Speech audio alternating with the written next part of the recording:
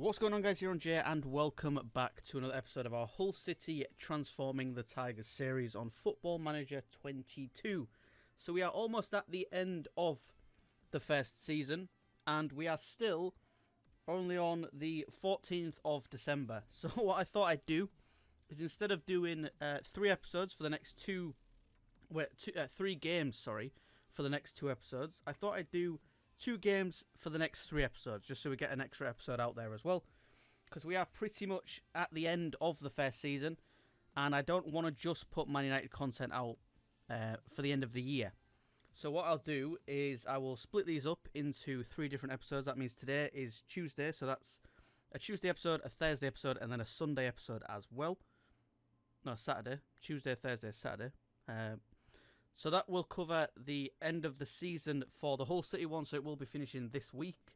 And then we'll try and either start the new season early. I was going to start them in the new year, but I think we might have to start the Hull City one early. And then we will press out the rest of the Man United one as well, because we've got quite a few games left in that one, like 10 I think, or 12, something like that. So yeah, I thought that's what we do. It's the best way to do it going forward. So we'll just play 2 matches today. It's going to be a shorter episode. And then also, you guys let me know if you prefer the episodes that are shorter, or if you like the 3 matches a game kind of thing. Because we can always switch the format for the next season. We can do 2 games. It'll stretch the season out and the series out a little bit longer. But we'll be getting through a few seasons, I'd imagine, in the new year, which is coming pretty soon. So yeah, we are sitting in 8th place. Luckily for us, we can lose 2 matches and we will retain our position in the table. That is true, because even if Swansea win their game in hand, they would be on, 57, then 60, then 63. So we would be level, I guess, if we lost the next 3 matches. Luckily, we're only playing 2, so we shouldn't be dropping too many points. We do play against Middlesbrough, who are currently sitting in 19th place. So we'll just jump straight into it and get this episode on the way. Okay, then quickly, just before we jump into the match, we have got some news on 2 of the players that I'm trying to keep for the next season. One of them being Nathan Baxter, who has been an insane keeper for us this year. He's actually served on so many occasions, so I'm glad that we managed to keep him for the next season. Hopefully we can then try and sign him as well next season. We get more of a transfer budget, so we have extended his loan until the end of next season, which is brilliant for us. And then we'll put a bid in maybe in January, depending on what the budget is. And also we have managed to hold on to Bernard as well, who has been an incredible centre-back for us. The terms are pretty decent. We unfortunately the release clause isn't great, but we only paid 235k for him, so I can't complain too much with that. Hopefully we'll be able to offer him a new contract at some point and get rid of this 900k for him to leave. But yeah, not too bad. His wages are about right with what he should be. He has been another one who's been pretty good for us. He's been pretty clutch for us this season, so I'm pretty happy that we've managed to retain him as well on a permanent basis. And then Honeyman has just been injured as well, which is unfortunate. Luckily it's only for 2 weeks, but I think that kind of gets rid of the majority of the matches that we're going to play. So without one of our main attacking midfielders there, which is pretty disappointing. But yeah, just 2 things that I thought were pretty important to say. And the other thing is, we tried to keep Longman, but Brighton just won't way too much money for him, and the board are not willing to spend that money. So maybe we'll try and extend his loan as well into the next season as well, because again, he's come on from the bench and just been absolutely incredible for us, to be honest. Right then, here we are with the first game of 2 in today's episode. Then we've got a pretty unchanged side. The only thing that really changes is we have to play Moncur, because of course Honeyman is out for a couple of weeks, which is unfortunate. Apart from that, it's an unchanged team. We've got Smith, Lewis Potter, Moncur, Wilkes, Doherty and Smith in the defensive positions. Then we've got Elder on that wing. The other wing is Coyle. Then Greaves, Bernard, who we've just managed to hold on to, and Baxter as well, who we've also managed to hold on to on a loan basis. So that's the team we're going to be going with. Pretty unchanged bench as well. We have got Goodsmark Ford, who is of course on loan with us until the end of the season. Then he does become a permanent Hull City player. Another one that I'm pretty excited about. We've lost Coyle, but we have got Ford instead. So hopefully next season we can bring him on a lot more. Against the lower league teams, I think we should maybe, depending on what we've got to spend, we should be challenging really for promotion, I think. We should be trying to make the playoffs. If this is where we're going to finish this season, we should be trying to make playoffs next, as we instantly concede. That is not a great start. It's within the first minute, the first 30 seconds, to be completely honest. That's not a great start. So we do need to try and press up and get something from this match. Be a shame for us to lose it right at the last hurdle. But at the moment, it's looking like it's all Middlesbrough. A team sitting in 19th place, giving us the absolute runabout at the minute. Can we get anything from this? Can we get a shot? A single shot? Wilkes looks knackered. The team have had plenty of time to, regroup. There's no way we should be. We've had nothing. Look, we've done absolutely nothing. We're getting dominated in. There we go. We finally had a shot. That's not on target. There, we finally had a shot on target. Getting into the game just before half time, and disappointing half from the boys. We will have to tell them that was not good enough. And you need to book the ideas up and try and go on and grab something from this match, because so far it's been a disappointing one. We will demand more from the boys, as Middlesbrough look to grab a second and try and kill off the game, playing some great football. We do manage to give it straight back to them, and Baxter spills it. What is going on? We're going to have to go attacking. It's Sporar again. They've got two really lucky goals, to be completely honest, but it's still not good enough. We need to do something from this match. Let's make a couple of substitutions. Fleming is playing up top for some reason. Berate the boys, because this is a terrible performance. We're going to go ultra attacking. And yeah, it looks like that is going to be the end of it, I think. Monco with a terrible shot from a free kick. And unless we can grab something now, it looks like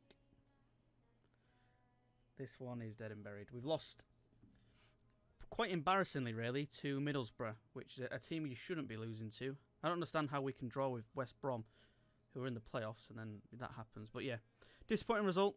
What can you really say about that? Just absolutely dog shit from the boys. Just a terrible performance, really. We do maintain 8th, but as you can see, Luton and Reading are slowly catching us again, and playoffs is just completely gone.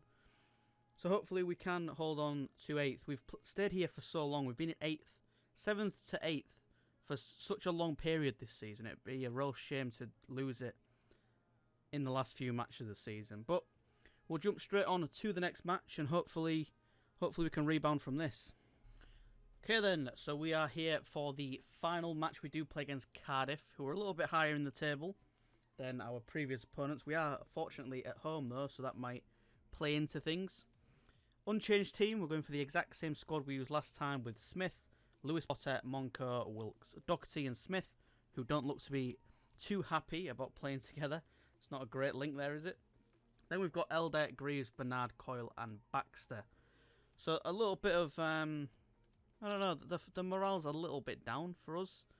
We've had some shaky results as of late, but fingers crossed that isn't going to affect the team too much, and we can grab 3 points from this match.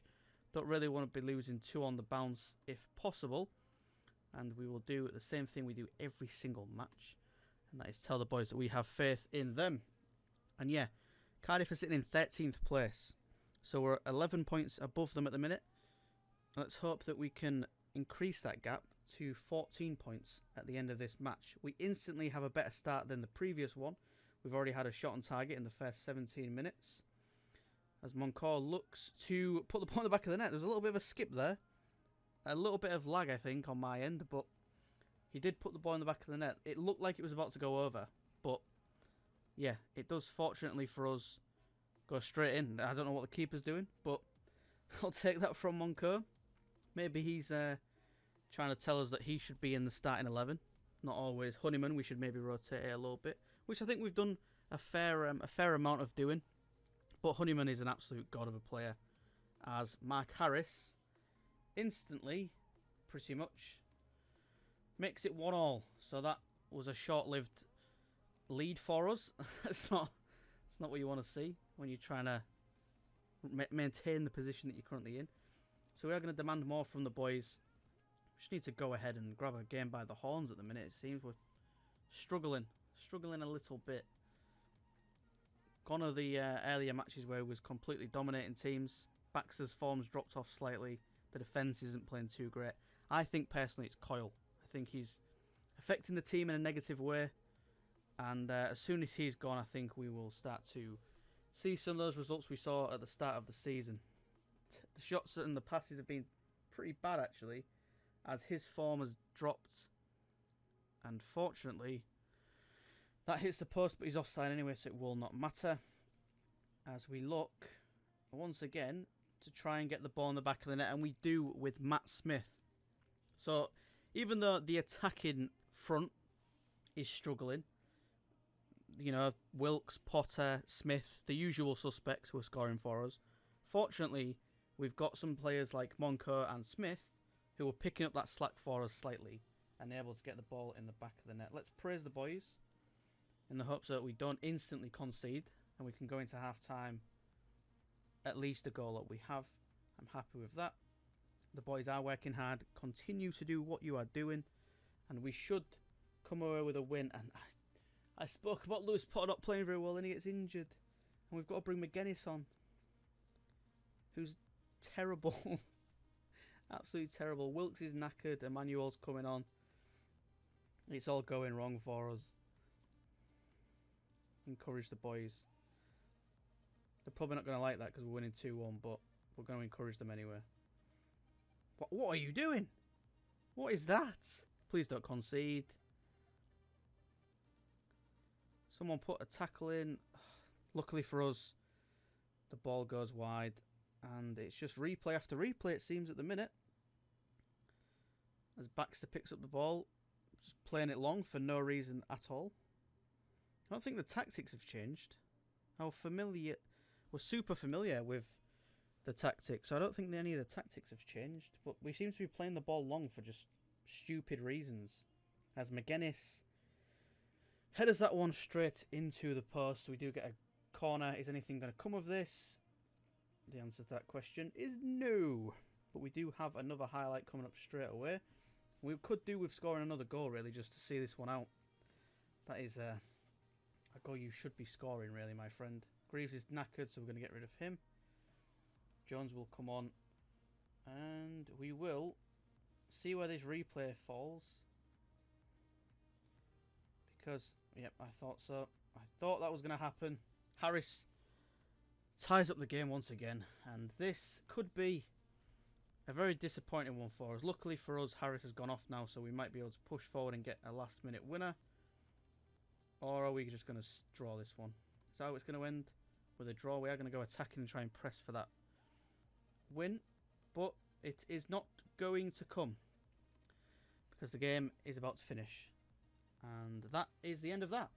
So unfortunately for us, it's been a pretty poor episode in terms of what we've actually brought to the table. No wins, a draw and a loss. So that's terrible, especially with the teams we're against. Middlesbrough, Cardiff. Like, we beat Luton, who are right next to us, but then we're struggling to beat teams like this, which is just crazy. But fatigue plays a part, I guess. And somehow, that 1 point puts us level with Preston. So we've actually played terribly this episode and managed to go up the table, which is crazy. But I'll take it. I can't complain too much at that.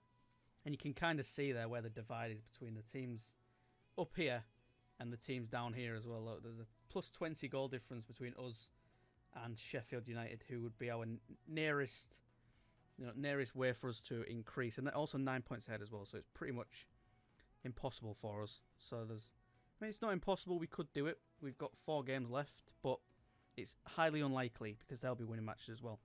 But we do stay in 7th, or we do move up to 7th, which is, I guess, a positive for a very negative episode for us. So yeah, we'll quickly go look at the full table and the fixtures we've got next, and yeah, call an end to this episode. Lewis Potter's out for 5 weeks. That is brilliant. Absolutely brilliant for us. So yeah, there is the table. Like I said, we have moved up to 7th, which is crazy for us because we played Just absolutely shocking. And the way we've been playing recently, we play Millwall, who are sitting in 21st, and then we play against Reading, who are slowly trying to catch us. They're not too far behind us either. 6 points is all that separates us and Reading. So we need to try and be winning that Middlesbrough match and getting something from the Reading match as well. If it's anything like today's episode, it's going to be a pretty tough one for us. Then we play Bristol City, who, again, mid-table. And then we've got Nottingham Forest, who are mid-table again.